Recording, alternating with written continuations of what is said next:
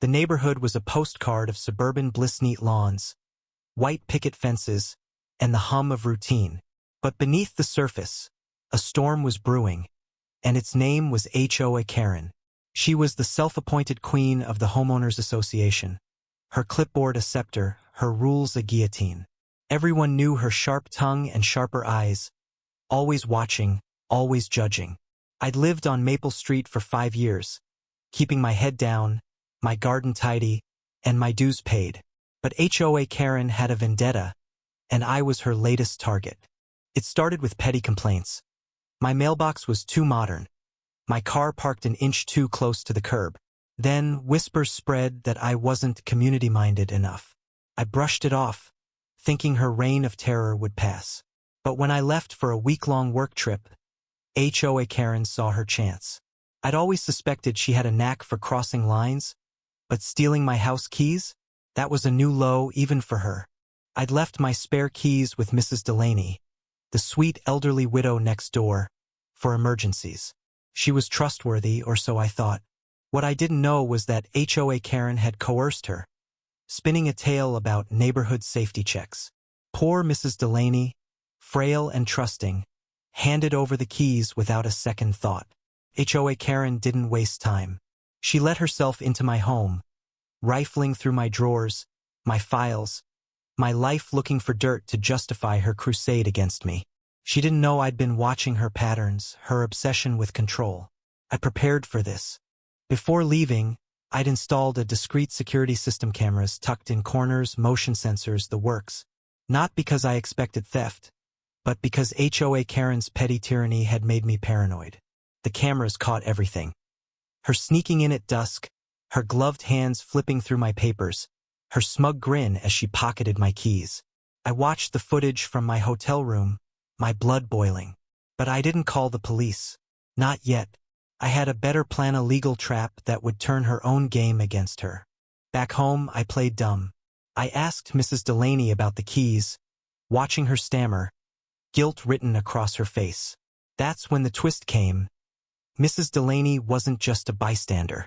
She confessed, tears in her eyes, that HOA Karen had threatened to report her son's struggling business to the city for code violations, unless she cooperated. Mrs. Delaney's son, Tom, was a single dad, barely scraping by. HOA Karen had exploited their vulnerability, turning neighbor against neighbor. My anger softened into resolve. This wasn't just about me anymore. I confronted HOA Karen at the next HOA meeting, the room packed with curious neighbors. She sat at the head of the table, her usual air of superiority intact.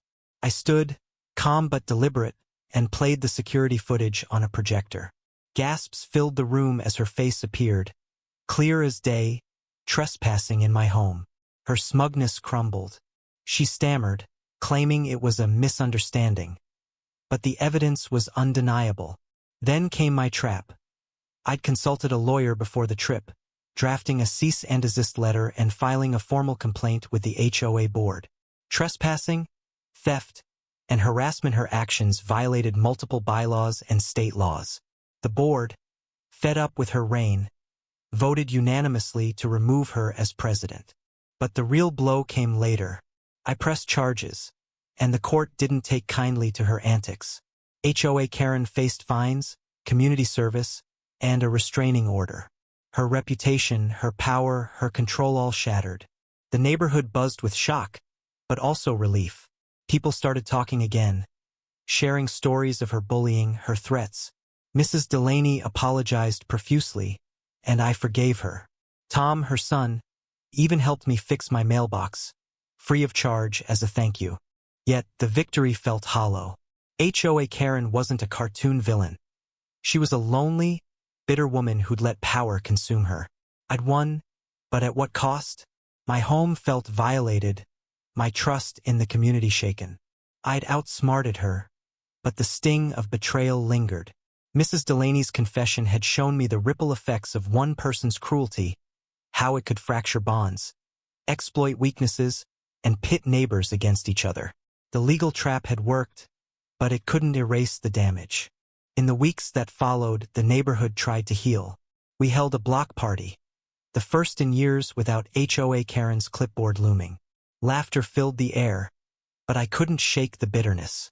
I'd protected my home, but I'd lost something intangible: faith in the people around me. HOA Karen moved away. Her house sold to a young couple who waved shyly as they unpacked. Life moved on, but the scars remained. As I sit on my porch now, watching kids bike down Maple Street, I wonder where we went wrong. HOA Karen's fall was justice, but it didn't fix the cracks in our community. Maybe the real trap was the one we'd all fallen into, letting fear and control divide us. I keep my cameras on just in case, but I also keep my door open, hoping to rebuild what was lost. What do you think? Where does justice end and vengeance begin? Share your thoughts on right, wrong, and rebuilding trust in a divided community.